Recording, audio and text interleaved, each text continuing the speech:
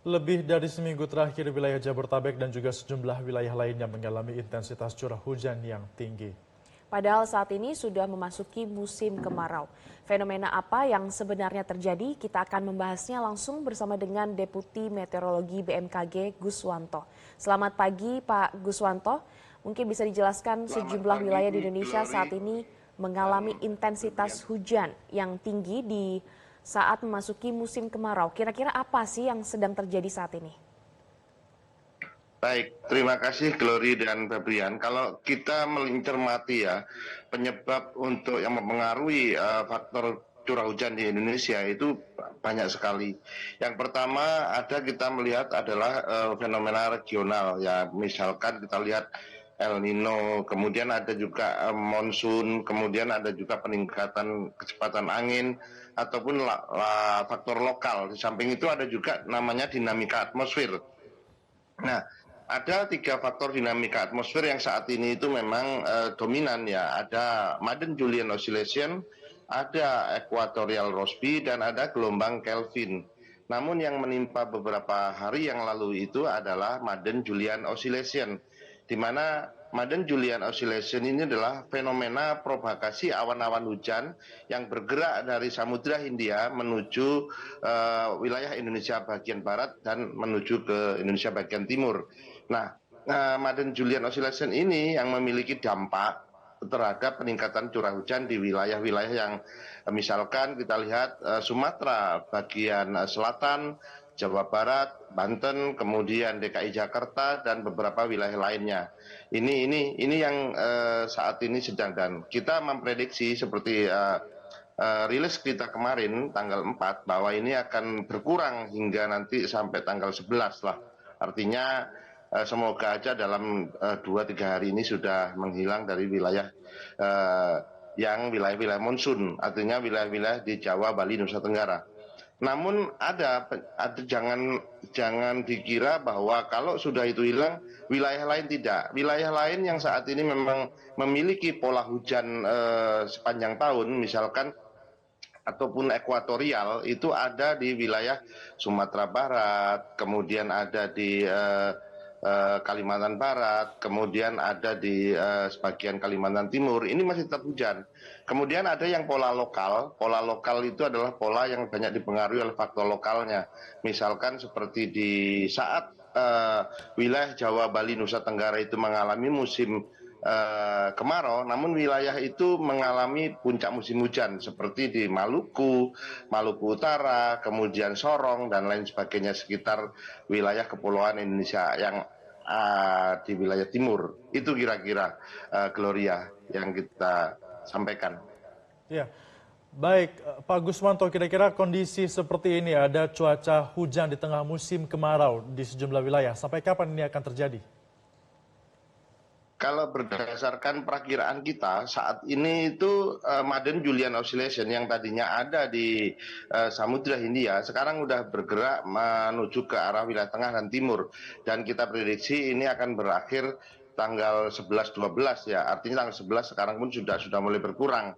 Namun untuk wilayah yang saya sebutkan tadi yang mempunyai pola hujan ekuatorial itu masih terjadi, karena memang penyebabnya bukan karena Madden-Julian Oscillation, tapi penyebabnya adalah karena dia pola hujan ekuatorial yang dimana dia mengandalkan daripada penguapan daripada yang ada di wilayah Indonesia.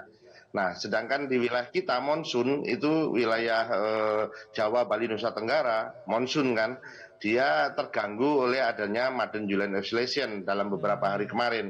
Nanti setelah ini dia akan kembali lagi normal, bahwa wilayah Jawa, Bali, Nusa Tenggara akan mengalami musim kemarau.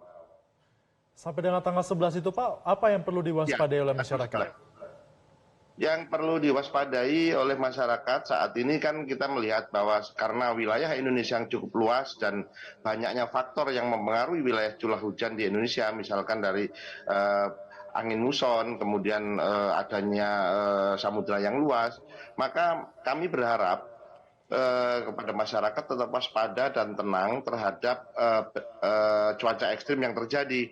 Namun yang perlu diketahui adalah bagaimana karakteristik cuaca ekstrim yang muncul itu. Kalau angin ya seperti apa, kemudian kalau hujan kita seperti harus berbuat misalkan tidak di bantaran sungai. Kalau angin ya kita harus merapikan pohon-pohon yang ada di sekitar kita sehingga tidak roboh papan reklame dan lain sebagainya. Kita melihat juga saat ini kan memang secara angin bertiup, saat ini adalah angin timuran di mana harusnya memang kemarau kalau kita lihat ya, angin bertiup dari benua Australia menuju Asia dan ini sedikit membawa uap air sehingga berdampak pada wilayah-wilayah Jawa, Bali, Nusa Tenggara itu akan mengalami musim kemarau. Dan yang ketiga, kami berharap masyarakat untuk mengenali lingkungan atau tempat tinggalnya karena hujan itu bukan faktor sendirian, cuaca bukan faktor sendirian yang menyebabkan bencana hidrometeorologi, namun dia akan bersinergi dengan alam, dengan lingkungan. Apabila kita mengetahui lingkungan kita, misalkan drainase, infrastrukturnya, irigasinya bagus, ataupun ini, insya Allah itu bisa sebagian mitigasi daripada bencana hidrometeorologi. Dan yang terakhir kami berharap masyarakat untuk tetap mengupdate informasi perkembangan cuaca dari BMKG, artinya instansi yang memang diberikan kewenangan untuk mengelola, mengamati, mengolah dan mendiseminasikan informasi cuaca melalui bisa ada di call center 196, info BMKG ataupun melalui website kami atau bisa juga datang ke kantor-kantor kami terdekat di wilayah terdekatnya karena kami memiliki kantor-kantor yang tersebar di seluruh wilayah Indonesia. Baik. Oke, Pak Guswanto, mungkin kalau dilihat kan hujan ini tidak hanya menyebabkan banjir, tapi juga berpotensi longsor. Nah, kira-kira wilayah mana saja nih yang harus diwaspadai longsor? Betul, Gloria. Jadi kalau kita lihat, Gloria, tadi kan saya sampaikan bahwa di wilayah Jawa, Bali, Nusa Tenggara saat ini tipe pola hujannya adalah monsun, maka dia saat ini akan memasuk kembali ke kemarau ya. Artinya setelah gangguan dinamika atmosfer kemarin, maka akan kembali ke kondisi normalnya, yaitu musim kemarau.